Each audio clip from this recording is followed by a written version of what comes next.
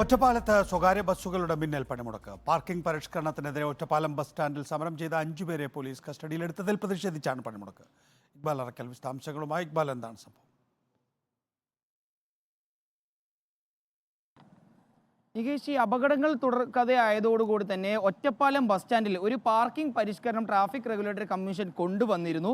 അതായത് ബസ് ബേകളിൽ നിർത്തിയിടുന്ന ബസ്സുകൾ കെട്ടിടത്തിന് അഭിമുഖമായി നിർത്തിയിടണമെന്നാണ് ഒരു നിർദ്ദേശം കൊണ്ടുവന്നത്. പക്ഷേ ഇത്തരത്തിൽ ബസ്സുകൾ നിർത്തിയിടുമ്പോൾ ഇത് അപകടം കുറയ്ക്കുകയല്ല, അപകടങ്ങളുടെ തോത് വർദ്ധിപ്പിക്കുകയാണ് ചെയ്യുക എന്നാണ് ബസ് ഉടമകളുടെ വാദം. മാത്രമല്ല, ഇത് ബസ് സർവീസുകളുടെ സമയക്രമത്തിലും ചെറിയ രീതിയിലുള്ള ബുദ്ധിമുട്ടുകൾ ഉണ്ടാക്കുമെന്നും ബസ് ഉടമകൾ അവകാശപ്പെടുന്നു. ഇതിനെക്കുറിച്ച് പരാതി പ്പെട്ടുകൊണ്ട് കഴിഞ്ഞ ദിവസം തന്നെ അധികൃതർക്ക് മുമ്പിൽ ബസ് ഉടമകൾ എത്തിയിരുന്നു. പക്ഷേ ഇതിലൊരു നടപടിയും ഉണ്ടാവാതെ വന്നതോടുകൂടിയാണ് ഇപ്പോൾ ഇന്ന് രാവിലെയോടുകൂടി ബസ് ഉടമകൾ പഴയ രീതിയിൽ തന്നെ ബസ്സുകൾ നിർത്തിയിട്ട് ഒറ്റപ്പാലം ബസ് സ്റ്റാൻഡിൽ പ്രതിഷേധിച്ചത്.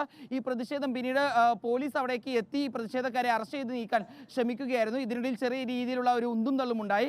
ഏതായാലും ബസ് ഉടമകളടക്കം 5 പേരെയാണ് നിലവിൽ ഒറ്റപ്പാലം പോലീസ് കസ്റ്റഡിയിലെടുത്തിട്ടുള്ളത്. ഇതിൽ പ്രതിഷേധിച്ചുകൊണ്ടാണ് രാവിലെ 9 മണി മുതൽ ബസ് സ്റ്റാൻഡിൽ വെച്ച ഒരു മിന്നൽ പണിമുടക്കിന് ഉടമകൾ സ്വകാര്യ ബസ് ഉടമകൾ തീരുമാനം എടുത്തത്. ഏതായാലും നിലവിൽ ഒറ്റപ്പാലം ബസ് സ്റ്റാൻഡിൽ നിന്ന് സർവീസ് നടത്തുന്ന എല്ലാ ബസ് സർവീസുകളും നിർത്തിവെച്ചിരിക്കുകയാണ് നികേഷ്.